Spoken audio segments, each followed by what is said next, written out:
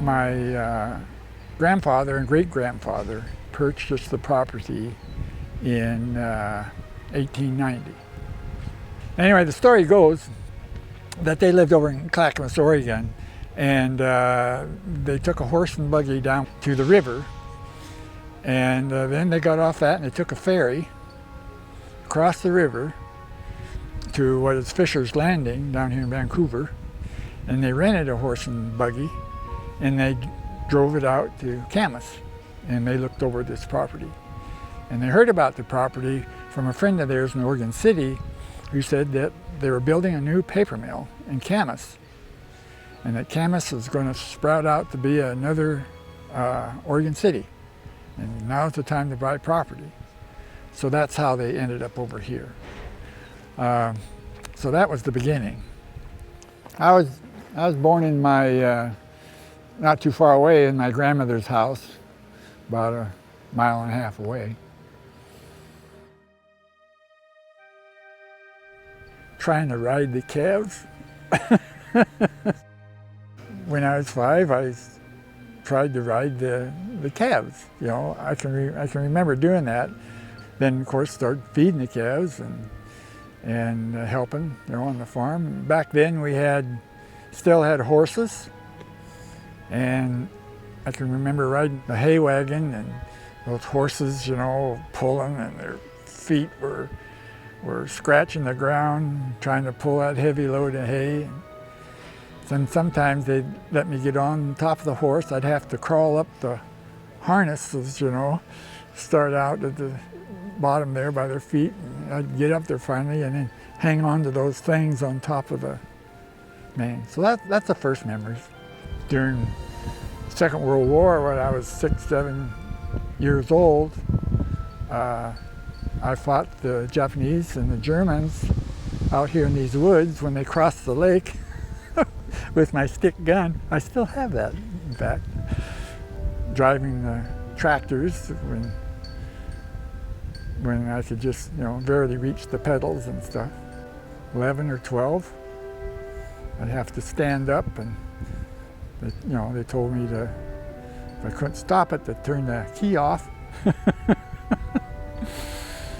But we got our first tractor in 1943. It was a Farmall International H. It's red, just shiny. Nice tractor. My first thing, we had some chickens. So my mother told me that if I took care of these chickens, and there was a pretty big flock, and gathered the eggs, and I'd take them over to my grandfather's place. He had a kind of a chicken ranch, and he would take them to the egg co-op, and then I would get the money. So I saved my money, and my grandfather's cow had a calf on April Fool's Day, 1944, and I bought that calf from my grandfather. We called her April, and so that was my first cow that I ever owned, and that started me in the dairy business. I did that through high school. And baseball, center fielder, and did some pitching. And football, I played a kind of a end some and a DB a little bit. Our senior year, we beat Fort Vancouver High School on Thanksgiving Day. I think it was 12-6, and that's when Vancouver was just one school, and it was quite an upset. So it was a big deal in the community to beat Vancouver. And I was senior class president. Got to get that in. And along comes the early 50s, and I wanted to go off to college, and I wanted to be a dairy farmer, so I went to Washington State and majored in dairy science. Come back home and started in. Married Lynn's mother and had Lynn and Renee, and just kept going from there.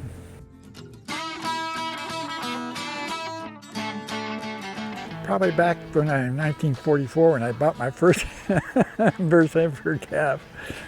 I just didn't know anything else and I enjoyed it. And my mother used to tell me that I'd play. They had some bottles, some older bottles, and I would fill those bottles up with water. And I'd take them over to this fence post and that fence post, like I was delivering milk, you see? And the next day, I would go and I'd dump that water out and bring the empty back. And so I was hooked long, long time ago.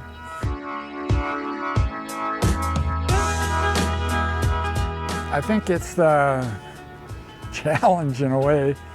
You know, you have two things going here. You have the animals, and you breed the best, and they keep getting better and better.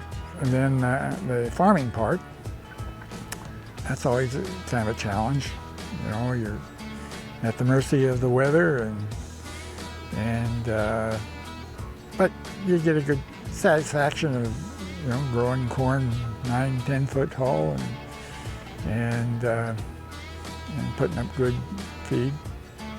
My ultimate goal was, is to have good cattle, which I had, and good machinery, which we have, and a good facility, the latest milking and everything. And we've, achieved that. So there was always, a goal to reach. It's hard for me to talk about today and yesteryear because I don't do as much now, of course, as I did 50 years ago. I used to do everything by myself pretty much, or me and my dad and then maybe one hired man. But now, of course, there's Len and I and 6 employees. So we still work hard, but it's not quite as hectic. We actually kind of catch up once in a while. As years past, we were always behind, Miguel, hey, how many years you worked here? 17. 17. It's a very good car. I like it. I feel pretty good. Sometimes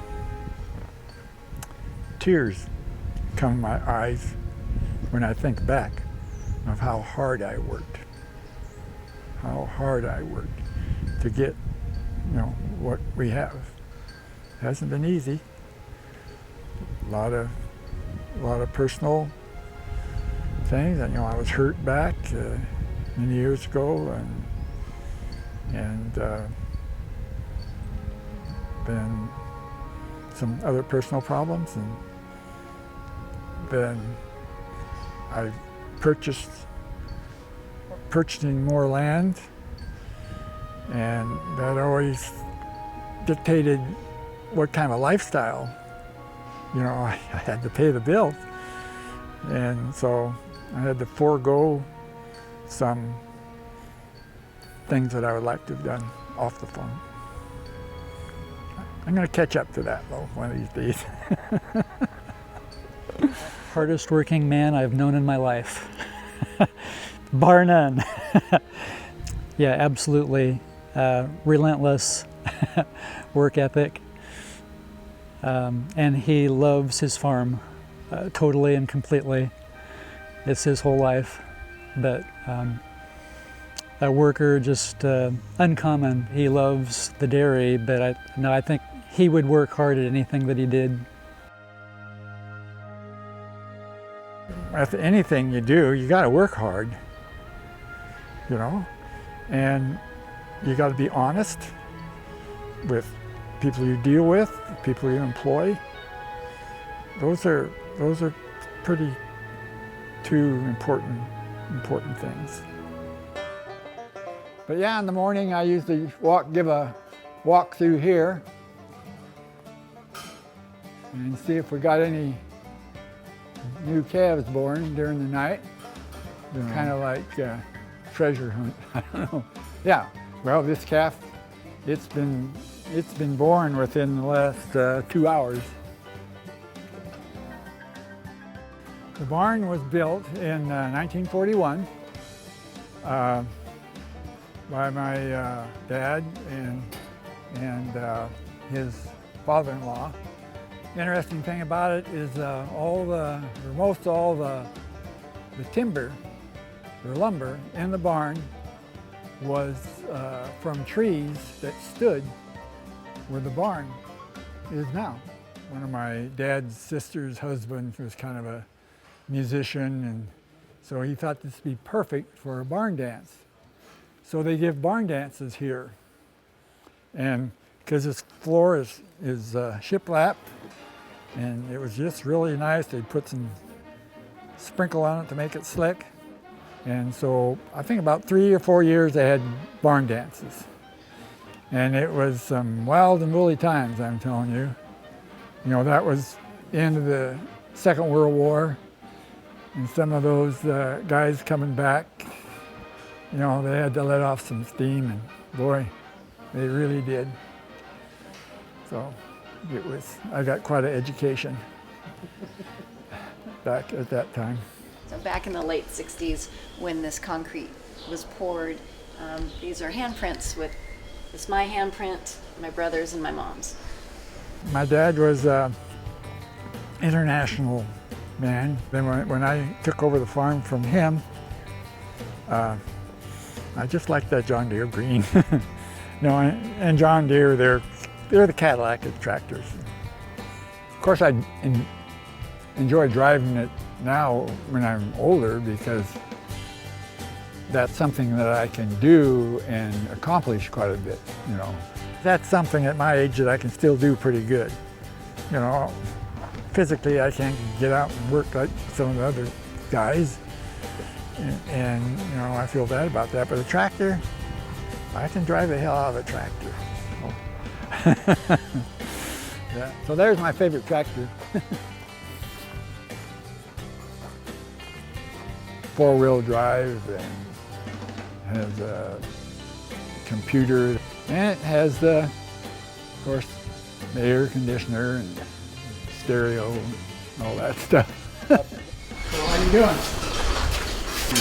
Okay. Lynn, incredible guy. He's been a dairy farmer than I was. He took it just one step further. I feel fortunate to be able to continue the family business on one more generation, and to be able to operate my own business is wonderful, and to work with my dad has been a great opportunity. I'm just real fortunate to have the 2 children that I have, you know, Lynn and Renee. Why do you think about something else when this is what I wanted to do? Renee says I have a passion for it, and that probably describes it pretty good. You know, I was raised on the farm, and I knew I wanted to be a dairy farmer, and this is a beautiful place, and so, yeah, I wanted to be here, and I made it.